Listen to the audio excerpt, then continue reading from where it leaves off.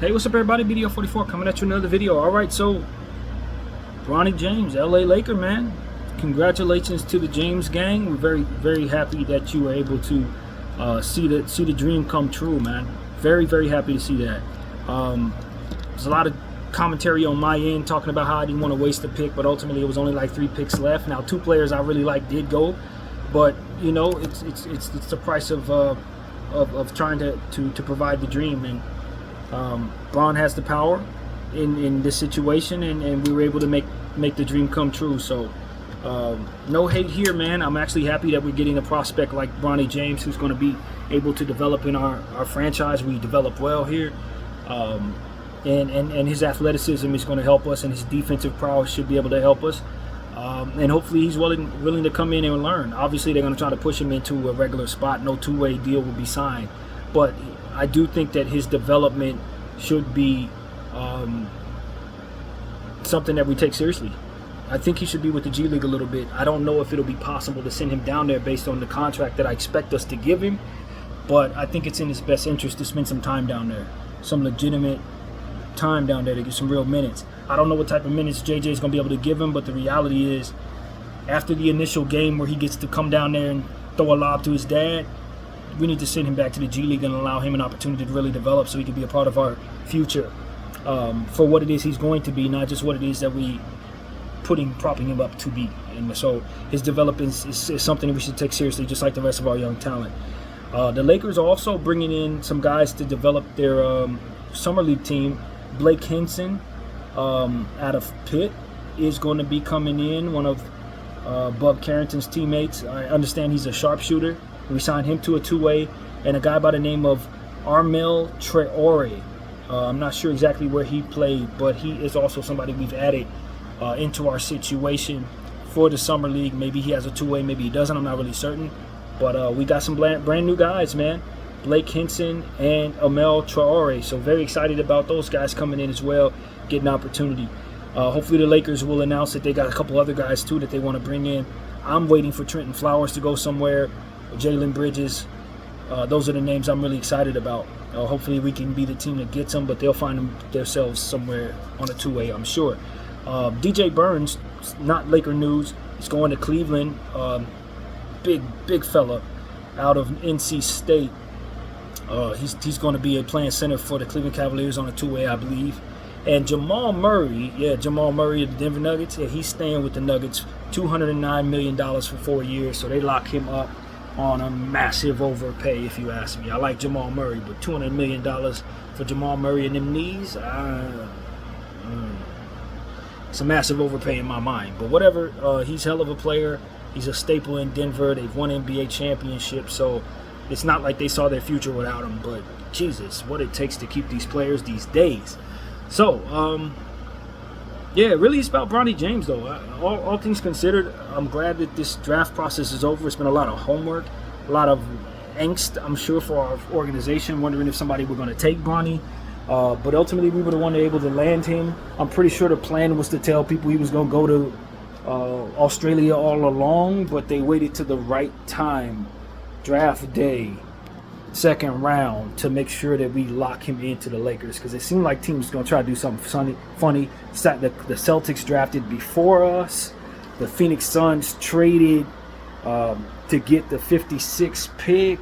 So it looked like, it was one of those type of things where teams, maybe we'll take Bronny if they leave him on the board. Nah, we ain't leaving him on the board, and you can't get him. So that was strong strategy. They locked him into the Lakers situation, and that's what happens when you have power, man. It's nepotism, buddy. I don't know what to tell you. For those who don't like it, too bad, fam. It's what it is. But like I said, for me, I'm happy that the dream came true. All of the prospects that were undrafted and stuff like that, you know what I mean? I don't like it for them. I never liked nepotism because somebody gets left out. And like I said, McCullough and Chumshy are 2 guys that I had on my list of people that I would have brought in. So I know we left some talent on the board. I know we did, but it was only a couple picks, so we just got to live with that, man. I'm not rooting against McKellar and Chumshy not to develop properly, but I would love not to regret this so much. But with Chumshy, I think we may, to be honest with you. But it is what it is, man. Bronny's coming to the Lakers. He gets to play with his dad. the dream comes true, it's going to be great headlines, great for marketing. I just hope it's great for Bronny, man. I hope it doesn't fade into the sunset after his dad retires or ends up having any issues of any kind. I want to see the kid develop and get the most out of his career. And he's a homegrown Laker now. However it went, this is our very own player. LeBron James Sr., we didn't draft him. We spent a lot of time on the opposite side of him over the years, and he finally came to our team about 8 years ago, 7 years, however many years ago, and then from there became part of the family. But it's personal when it comes to Bronny at this point. As of 2 hours ago or an hour ago, he's Laker fam. He's a real Laker, however you want to say it. When somebody is drafted to our team, once a Laker, always a Laker, so we got to have his back. I know a lot of people are going to resent how he came to the Lakers, but all of that ain't going to really matter in the grand scheme of things later on, especially, and as his career goes along, however it goes, he's a Laker. He was drafted here. He's our very own young homegrown kid, just like Dalton Connect. And, I'm rooting for his success on a much more personal level, because we always have personal ties to people we draft. Always. Just literally always. So I think that's a good thing for Bronny. I think he's coming into a great organization. He's going to learn what it means to be a real Laker. Hopefully his tenure goes so well that it surpasses LeBron's. Hopefully we see him as a valuable player to keep long after Bron is gone, man. I'd love that for Bronny, to be a real role player or even better in this league and be of value to this team. I just really don't want to see it fizzle out. I really don't want to see his tenure tied to his dad and his career tied to his dad. I'd hate that for him. So that's really what it is, man. It's a great story. I think it's a good prospect. We just got to wait on him. We have to develop him properly and don't ask him to do too much too soon just because of the circumstance. He plays with his dad. His dad's on the team. Now let's make sure his development goes well. And just like we want to consider Dalton Connect's future and everyone else that's on the team, Max Christie, all the guys that we've drafted and everybody that's on our squad, let's make sure we take care of our assets from here on out. Let's not do this again, basically is what I'm saying. And I would say to LeBron James, maybe you view this the same way I do. Your kid is now a teammate of yourself, and whatever happens with this franchise, decisions that you may force us to make from here or things that we do determines his success. So when we consider making sacrifices, whatever it is, so long as he's tied to this organization, it either benefits or hurts him. And so let this be the last forceful decision that ultimately misuses our assets.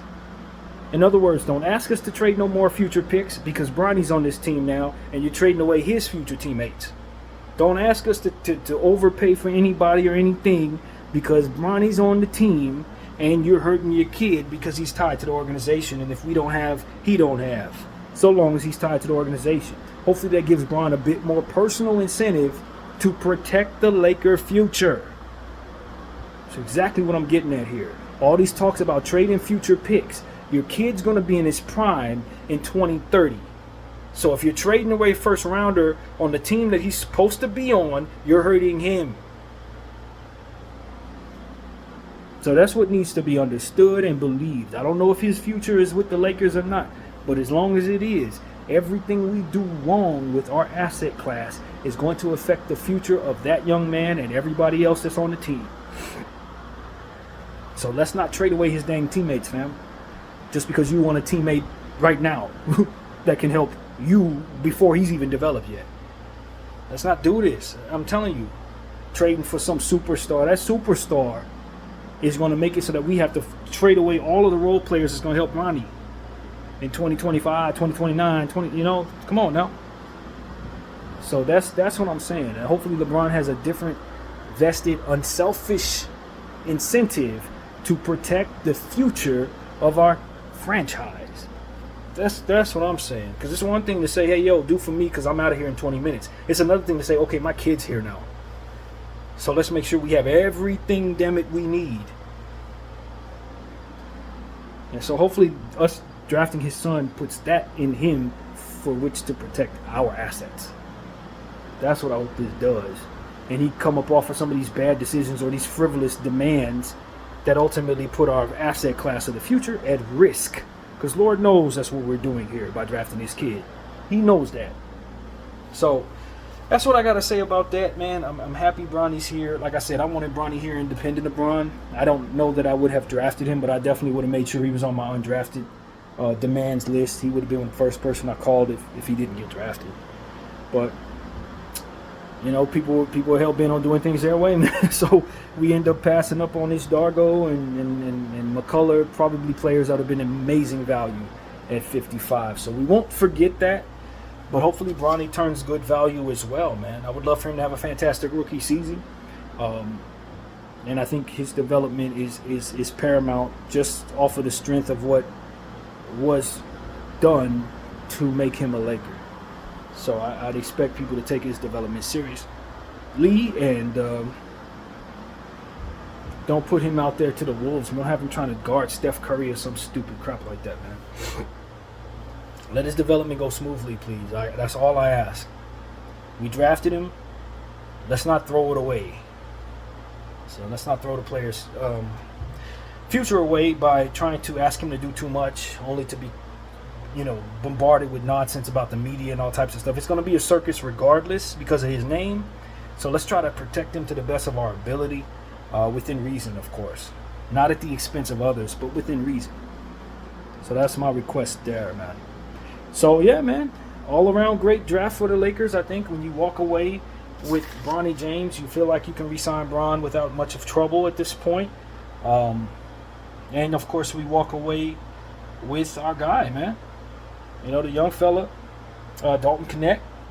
Very excited about bringing him in. Hopefully he can come in and immediately be an impact player for our rotation. Shoot, he should be a starter, man. I don't see no reason why he shouldn't be. 23 years old. If he ain't ready, he ain't gonna get ready. You understand what I'm saying? At this point, like, yo, it's time to get in here and get work. We didn't draft him to develop him necessarily.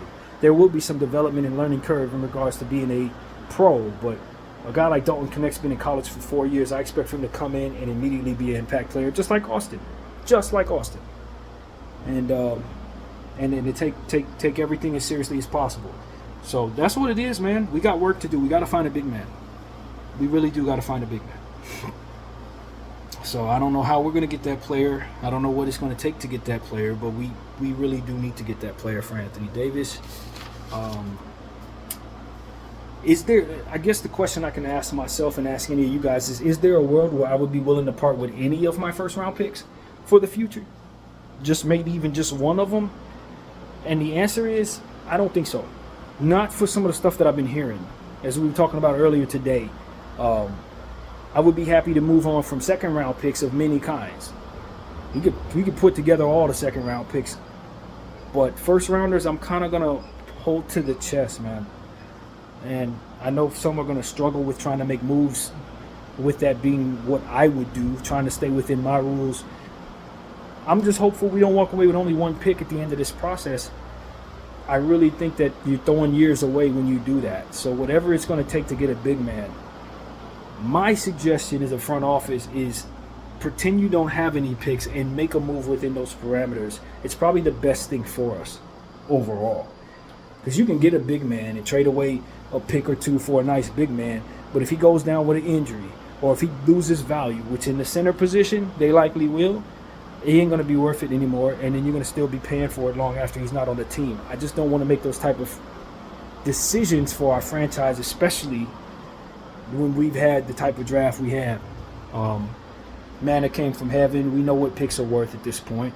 You know what can possibly happen. If we would have did what we were supposed to do last year, we would have got two lottery talents 2 years in a row with the 17th overall pick.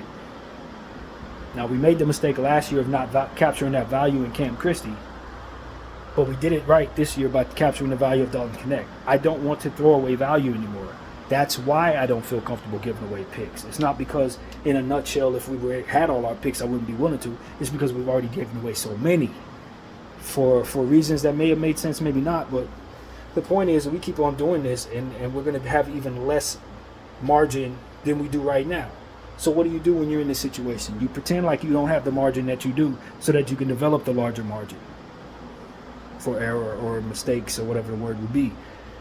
You got to discipline yourself to work within the parameters that you're ultimately going to force yourself into for not. That's essentially the equation. And if Rob Pelinka is not able to do that, then he's going to put himself in that position any damn way in the future. So you might as well pretend you're in that position now while you still have something.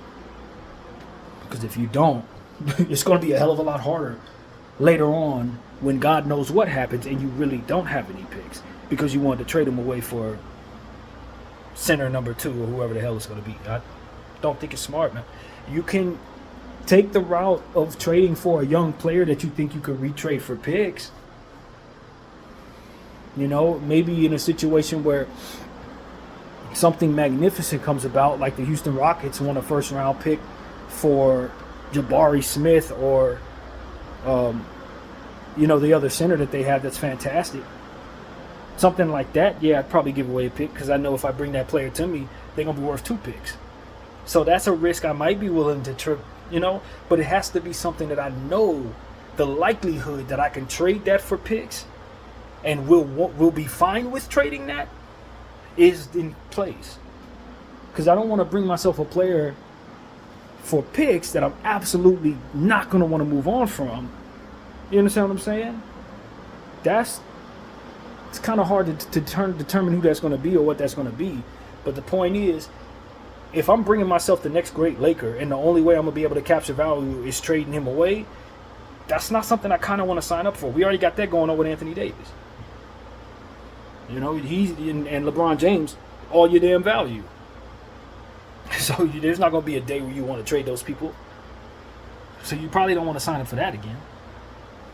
So, in my mind, if you can pull off maybe getting DeJounte Murray, I think we'll like DeJounte Murray, but I don't think we'll hesitate to trade him again if we have to. So maybe that's the deal I would be willing to do, but I'm going to still try to keep picks out of that deal. I'm going to try. And I don't think that solves your center position issue. And it really doesn't. So, I don't know. Am I supposed to be throwing in picks for his running mate? The center there? I don't find myself inclined to do that. But we need to get a center, and we don't need to overpay for him. So, second rounders is the key, man. Second rounders, cash consideration, and some of these players, bro. I'm dangling Rui. I'm dangling... obviously, if we can get a sign and trade for D'Angelo Russell, that would be great. I'm definitely dangling guy we got from the Miami Heat. You know what I'm saying? Those are the pieces I'm dangling. Because for me, if I'm throwing in picks, I'm giving away much more valuable stuff than those players. No disrespect to those guys, but they're going to have to be what helps me get better. Not my picks, not my future, man. So that's really what it comes down to. And if we're not willing to part with any of those guys, then we got to find somebody in free agency that may not be very good and just sign them if we can. But you don't want to back yourself into a position where you don't have a center. So I don't really have the solution, but I just know what parameters I think are best for our franchise. And giving away any first-round picks any further is not best for our franchise, no matter what the hell we got running around this year. Quite literally. So that's what I think, man. Don't give away no more of Bronny and Dalton's teammates. Absolutely not from the future. Don't give away no 12-year-olds, bro. So that's really what I got to say about that. It's all about Bron now signing the contract. We've put a big, hefty contract, $50+ million a year on the table for him, 3 years. Hopefully he now sees himself it necessary to sign it. We drafted your kid. We drafted your homie for the job. We got this deal on the table. What else do you want, bro? Seriously. Sign the deal. Let's get going. We got work to do. BDL 44. I thank y'all for watching. I'm out.